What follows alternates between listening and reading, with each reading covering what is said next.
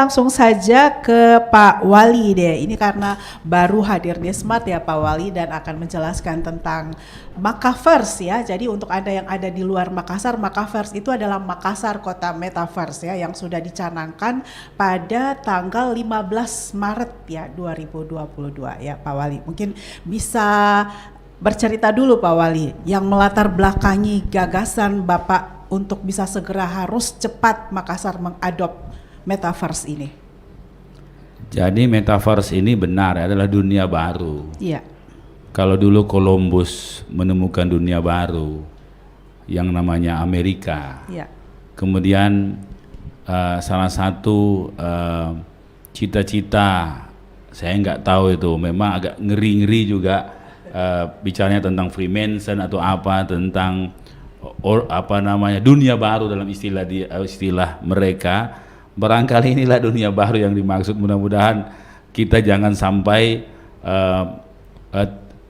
tidak sadar bahwa sudah ada dunia baru. Nah, karena ini dunia baru dan namanya dunia baru dan hal yang baru itu kan semua penuh misteri. Apalagi orang yang tidak mau tahu, pasti dia ketinggalan.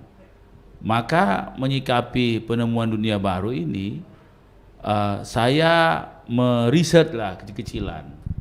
Apa sebenarnya itu Metaverse? Jadi Metaverse itu adalah sebuah dunia teknologi di mana virtualisme itu diusahakan dinyatakan, apa lebih nyata.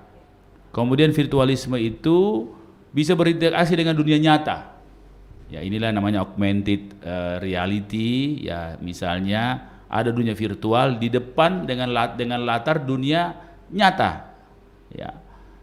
Kemudian teknologi ini mengandung dua hal, ya ini kalau secara fisik. Metaverse itu bisa dilihat dengan mata telanjang, itulah augmented. Kemudian bisa dengan mata yang ditutup, ya virtual reality. Nah, dua hal ini menjadi fenomena terbaru. Apa yang terjadi dengan Makaverse? Tentunya sebuah loncatan teknologi yang luar biasa. Tapi saya melihat sebuah bahaya yang luar biasa juga di situ, yaitu life engineering, sebuah rekayasa hidup yang bisa dibuat lewat proksi-proksi dan pesan-pesan informasi yang sadar dan tanpa sadar. Kalau kita dewasa atau kita berpendidikan, saya kira kita bisa punya screener lah untuk melihat itu.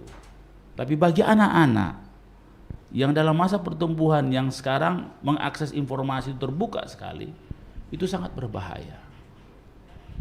Dan dunia ini dunia baru yang kosong. Kira-kira pada saat Spanyol menancapkan benderanya di Amerika, yang kemudian datanglah Inggris, datanglah semua Perancis, semua menancapkan semua di Kanada, di mana-mana. Nah, sama seperti sekarang. Kalau kita tidak ambil bendera sendiri, maka orang akan mencaplok kita punya negara virtual negara dan kota kita. Maka kita bisa lihat pemimpin kita Pak Jokowi sudah mencanangkan negara Metaverse. Maka kami mencanangkan kota Metaverse. Dan ini sedikit sekali di dunia. Indonesia belum ada. Orang bingung apa itu. Kalau misalnya seperti sekelas Facebook, Instagram, Google, dia membuat kota Metaverse dalam versi mereka, dalam imajinasi mereka. Jadi real fiktif, real virtual. Tapi kami merancang Makassar Kota Metaverse itu dalam tujuan tertentu. Apa itu? Yaitu menduplikasi kota Makassar ke dunia virtual, ke dunia Metaverse. Jadi duplikasi. Penduduknya sama, gedung-gedungnya sama, programnya sama, situasinya sama, yang kita transformasi ke virtual, 3 dimensi.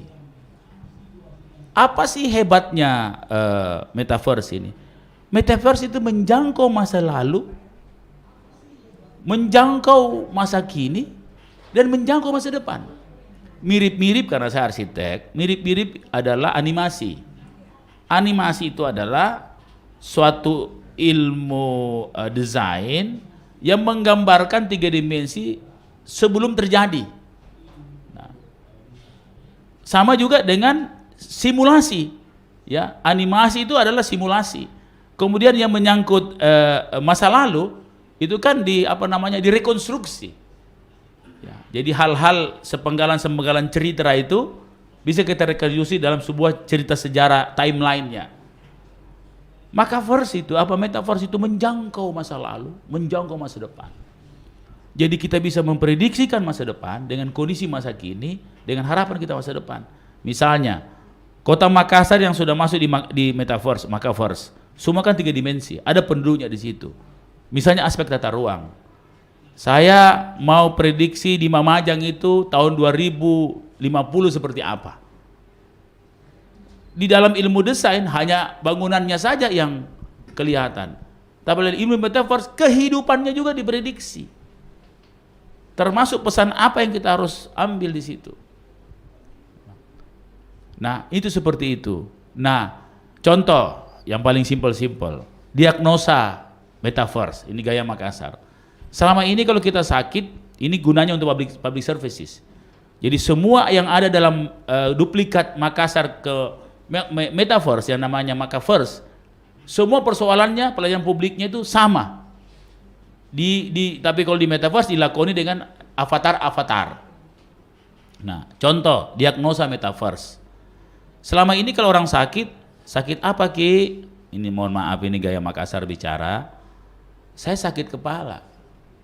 Padahal kepala itu luas. Titik kepala di depan, yang kepala belakang, lain diagnosanya. Sakit apa Pak? Sakit perut. Perut ini luas. Tapi secara metaverse, insya Allah orang akan langsung datang masyarakat, saya sakit, bicara dengan augmented atau virtual reality. Langsung dijawab sakit apa. Dia tinggal tunjuk. Sakitnya itu pada titik. Kepala depan sama kepala belakang beda, langsung titik. Dia tinggal tunjuk titik sakitnya di mana, gejalanya, ngilunya di mana, di sendi kah. Kalau ngilunya di kaki ini luas. Nah, ketepatan itu kemudian diolah dengan artificial intelligence, akhirnya simptomnya atau gejalanya adalah misalnya sakit, misalnya rematik atau sakit jantung lah misalnya, lebih mudah. Langsung kelihatan tuh kondisi jantung itu dalam tataran hasil diagnosa itu, dengan tentunya ada dokter di situ, langsung kelihatan. Kita bilang kita gejala jantung, ada penyumbatan. Di mana penyumbatannya kita tidak ngerti. Nah, metaverse itu bisa menjembatani itu. Nah, itu masa depan. Masa lalu, nah ini agak sedikit mengerikan. Kalau sejarah, seperti sekarang saya lagi bikin sejarah. Kalau berhasil saya buat ini sejarah Makassar atau sejarah Indonesia, maka anak-anak kita belajar sejarah, dia bisa pakai virtual reality, kemudian dia misalnya pada zaman Sultan Hasanuddin, dia bisa bercakap-cakap dengan Sultan Hasanuddin. Iya. Dia bisa lihat situasi pada saat Majapahit, Sultan Majapahit, pada saat Sumpah Palapa dianukan oleh Gajah Mada. Nah, seandainya sejarah ini orang lain yang isi dibelokkan, maka berbahayalah. Jadi ini sebuah inisiasi, ini pertahanan nasional ini katanya. Kalau dia mundur 2000 tahun zaman Nabi-Nabi, saya bayangkan. Kalau dia rekayasa semua sifat-sifat Nabi tidak sesuai Al-Quran dan Alkitab dan semua kitab-kitab suci, tidak tersesat anak-anak kita. Maka Makassar menancapkan bendera di dunia baru namanya metaverse. Ya. Kalau tidak, karena apa? Kita ingin menyelamatkan generasi akan datang. Ya, Makaverse ya, smart listener. Meskipun di satu sisi pada saat peluncuran banyak yang menilai bahwa pencanangan yang dilakukan oleh Pak Dhani kecepatan ya. Nah, ini tantangan ya sebenarnya buat pemerintah Kota Makassar, bagaimana membreakdown konsep-konsep, ide, gagasan dari wali kota untuk yang sudah berani mencanangkan Makassar sebagai kota metaverse ini sampai ke skala teknis ya, ke instansi-instansi teknis yang nanti akan memfollow up metaverse atau kota Makassar sebagai kota metaverse Makaverse ini.